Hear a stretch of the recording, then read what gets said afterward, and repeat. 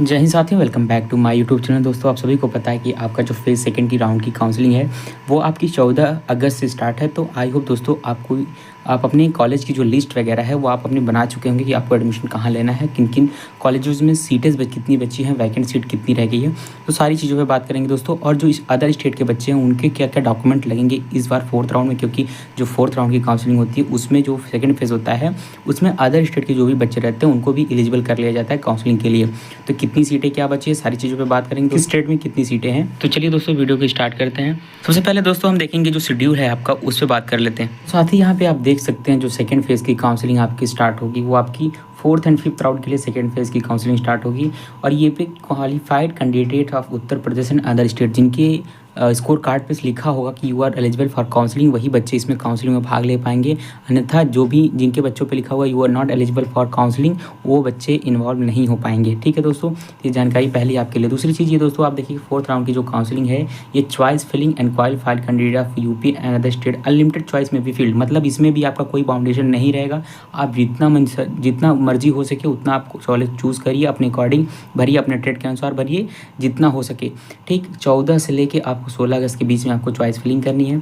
Then आपका जो होगा फोर्थ राउंड सीट अलॉटमेंट वो आपका 17 तारीख को 17 अगस्त को आपको पता चल जाएगा कि आपको कॉलेज मिला है या नहीं मिला है।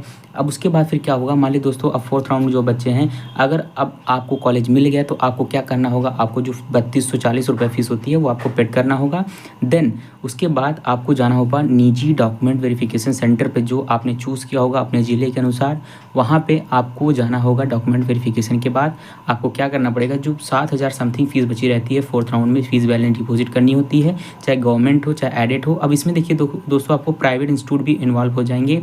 और प्राइवेट इंस्टीट्यूट भी अगर आप चूज़ करना चाहते हैं तो वो भी इस वक्त में, क्योंकि नंबर ऑफ जो इंस्टीट्यूट होंगे वो प्राइवेट ही बचे होंगे अब ज़्यादातर। ठीक है दोस्तों, आप यहाँ पे कब से कर सकते हो, 20 से लेके 23 अगस्त के बीच में आप 12 बजे से पहले आपको करना होगा पोजीशन। उसके बाद सीट विड्रॉवल होता है वो 24 अगस्त को आपको सीट विड्रॉवल हो जाएगा। तो ये जानकारी दोस्तों आपकी फोर्थ राउंड काउंसलिंग से जो कि सेकंड फेज़ की स्टार्ट होने वाली है अदर स्टूडेंट के बच्चे। तो अब इस पर हम बात कर लेते हैं दोस्तों क्या क्या डॉक्यूमेंट लगेंगे। चलिए दोस्तों मैं डॉक्यूमेंट की बात कर लेता हूँ। अगर हम बात करें डॉक्यूमेंट की, तो डॉक्यूमेंट के लिए आप देख सकते हैं इसमें यहाँ पे जो डॉक्यूमेंट है आपका required document for UP polytechnic counselling, जो फोर्थ राउंड के बच्चे हैं और अदर स्टेट वालों के लिए क्या क्या लेंगे वो सारी बात करते हैं। सबसे पहले आपका जी कप का एडमिट कार्ड होना चाहिए, जी कप का रैंक कार्ड जिसको स्कोर कार्ड बोलते हैं, क्लास 10th की मार्कशीट, 12th की मार्कशीट, डेट ऑफ बर्थ आपका डेट सर्टिफिकेट होना चाहिए, कैटेगरी सर्टिफिकेट होना चाहिए आपका। अदर स्टेट वालों का उसमें आपका कैटेगरी सर्टिफिकेट नहीं लगेगा क्योंकि आप अदर स्टेट से हैं तो आपको जनरल में ही गिना जाएगा। फिर डोमिसाइल आपका लगेगा, इनकम सर्टिफिकेट एंड देन आपका लास्ट इनकम सर्टिफिकेट दोस्तों। उसके बाद आपको जो अदर स्टेट वाले बच्चे हैं उनको जो है माइग्रेशन लाना पड़ेगा, माइग्रेशन आपको लाना पड़ेगा। बिना माइग्रेशन को आपको नहीं, क्योंकि आप अदर स्टेट से आओगे तो आपका माइग्रेशन सर्टिफिकेट और आपका जो मेडिकल सर्टिफिकेट भी आपकी उसमें अनिवार्य होगी। तो ये जानकारी दोस्तों आपके अदर स्टेट के हों चाहे उत्तर प्रदेश के स्टेट के हों तो सबकी जो अप्रोवमेंट होता है वो सबके सेम ही रहेंगे। लेकिन जिन बच्चों का जिससे अदर स्टेट है तो उनको आपको माइग्रेशन सर्टिफिकेट के साथ साथ आपको डोमिसाइल का जो आपका कास्ट सर्टिफिकेट है वो नहीं लाना पड़ेगा, क्योंकि आप अदर स्टेट से आओगे तो आपको जनरल में ही गिना जाएगा। ये जानकारी दोस्तों आपके डॉक्यूमेंट रिलेटेड थी। अब हम बात कर लेते हैं कौन कौन से वैकेंट सीट किस में ज़्यादा। तो साथ ही अब हम बात कर लेते हैं जो फोर्थ राउंड की काउंसलिंग आप करोगे क्या क्या उसके लिए आपको कैसे करना पड़ेगा, उसके नियम वगैरह क्या है तो जान लेते हैं। चलिए दोस्तों वीडियो को स्टार्ट करते हैं। यहाँ पे कह रहा है कि आपको कैसे करना पड़ेगा। सबसे पहले आपका जो लॉगिन आईडी और पासवर्ड होगा वो आपको जी कप वेबसाइट पे जाना पड़ेगा, लॉगिन करना होगा।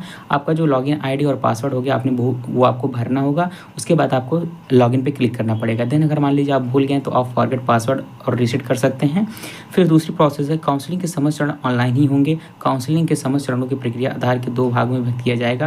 मुख्य काउंसलिंग प्रवेश परीक्षा में सम्मिलित उत्तर प्रदेश के अभ्यर्थियों अथवा ऐसे अभ्यर्थी जो अन्य राज्य के मूल निवासी हैं किंतु अपरिहार्य कार्य उत्तर प्रदेश में उत्तीर्ण की हो, तो ऐसे केंद्र कर्मचारी जिनका कार्य उत्तर प्रदेश में स्थित हो वो संतानें विशिष्ट काउंसलिंग प्रवेश परीक्षा में सम्मिलित उत्तर प्रदेश के अभ्यर्थियों के रूप में चिन्हित उक्त ए में वर्णित के साथ साथ प्रवेश परीक्षा में अन्य राज्य अभ्यर्थी होती है। तो मतलब कह रहा है कि दोस्तों चाहे जो भी व्यक्ति यहाँ पे क्या किया हो, चाहे जो बॉयज़ उत्तर प्रदेश में मान लीजिए अदर स्टेट से रह रहा हो लेकिन यहाँ पे उसने अपनी जो क्लास 10th और 12th यहाँ से पास की हो तो उसके लिए एज इट इज़ कोई दिक्कत नहीं होगी। लेकिन अदर स्टेट वालों के लिए तब भी आपको क्या करना पड़ेगा, आपका जो डोमिसाइल होगा वो आपको और निवास प्रमाण पत्र आपको एज इट इज़ लाना पड़ेगा यहाँ पे। फिर आगे बात कर लेते बढ़ते हैं साथी, तो आगे जिसमें दिया गया कि काउंसलिंग प्रत्येक चरण की प्रक्रिया जो होगी या सतह संस्थान अपने संस्थान के अकॉर्डिंग आप चूज़ कर लेंगे कि आपको जिस संस्थान में एडमिशन लेना है उस संस्थान में वो ट्रेड है कि नहीं है, अन्यथा आप फिल करेंगे तो आपको अगर मिल गया तो आपको ही लेना पड़ेगा। इसमें कोई आप ज़्यादा संशोधन नहीं कर सकते क्योंकि ये जो है आपकी स्पॉट काउंसलिंग के अंतर्गत आती है, विशेष काउंसलिंग के अंतर्गत आती है। ठीक, बात करते हैं इसमें जो फीस की, तो आवंटित सीट फ्रीज करनी होगी आपको, चाहे राजकीय हो चाहे अनुदानित सीटों में अभ्यर्थी को सीट एक्सटेंशन 3,000 रुपये देना पड़ेगा और 250 रुपये जो काउंसलिंग शुल्क होता है वो देना पड़ेगा। मतलब टोटल 3250 रुपये आपको ऑनलाइन जमा करने होंगे। उसके बाद जब आप डॉक्यूमेंट वेरिफिकेशन करवा लोगे देन आपको जो बाकी फ़ीस होती है 7,000 समथिंग वो आपको जमा करना होता है पूरा कॉलेज में, जो टोटल फ़ीस होती है वो। अगर मान लीजिए आप प्राइवेट कॉलेज चूज़ कर लेते हैं तो निजी जो सीट आवंटन होता है उसमें 50% सीट बराबर एक्सपेक्टेड शुल्क जो आपका 250 रुपये ही लगेगा, जमा करना होगा। मतलब जो आपकी वेबसाइट होगी काउंसलिंग की उस पर आपको जमा करना पड़ेगा जीकअप की 250 रुपये। देन आपका जो कॉलेज का फीस होगा वो आप अपने कॉलेज पे डाउनलोड कर लेंगे सीट आवंटन, उसके बाद लेके जाएंगे तो कॉलेज की जो फीस होगी वो रिकमेंडेशन फीस आपको वहाँ पर पता चल जाएगी कितना फीस आपका वहाँ पर लग रहा है। और साथ ही ये चीज़ आपके लिए बहुत इंपॉर्टेंट है, अगर मान लीजिए आप काउंसलिंग में एडमिशन ले लिया, आपको कॉलेज मिल गया, आपने जो डॉक्यूमेंट वेरिफिकेशन से पहले जो 3250 रुपये लगता है वो भी पे कर दिया है। अगर आपने डॉक्यूमेंट वेरिफिकेशन नहीं करवाया है और आप सोच रहे हैं कि डॉक्यूमेंट वेरिफिकेशन की डेट खत्म हो गई, अब मेरा एडमिशन कंफर्म हो गया, तो ऐसे नहीं दोस्तों, वो आपका देखिए यहाँ पे सीधा से लिखा है कि सीट एक्सेप्टेंस फीस वापस जो है विकल्प वो पहले होगा, लेकिन डॉक्यूमेंट वेरिफिकेशन नहीं कराया है तो संस्था का पाठ्यक्रम आवंटन निरस्त हो जाएगा तथा सीट अगले चरण के लिए सीट मैट्रिक्स में जुड़ जाएगी। सीट एक्सेप्टेंस फीस वापस नहीं होगी, मतलब जो आपकी 3250 रुपये वो आपकी वापस नहीं होगी। ऐसी स्थिति में आगामी चरणों में हेतु अनर्थ होगा तथा विड्रावल चिन्ह करने की स्थिति में यह धनराशि अभ्यर्थियों द्वारा विशेष जिस बैंक खाते में जमा की गई थी उसी बैंक खाते में ऑनलाइन अतिरिक्त रिफंड की जाएगी, अन्य किसी भी बैंक खाते के विवरण पर विचार नहीं किया जाएगा।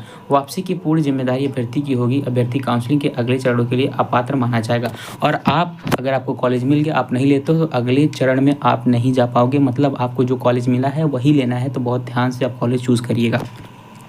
तो यहाँ पे बहुत सारी जानकारी दी गई है दोस्तों, तो आप अपने अनुसार देख सकते हैं कि सारी चीज़ आपको पढ़ लेना जाके साइट पे।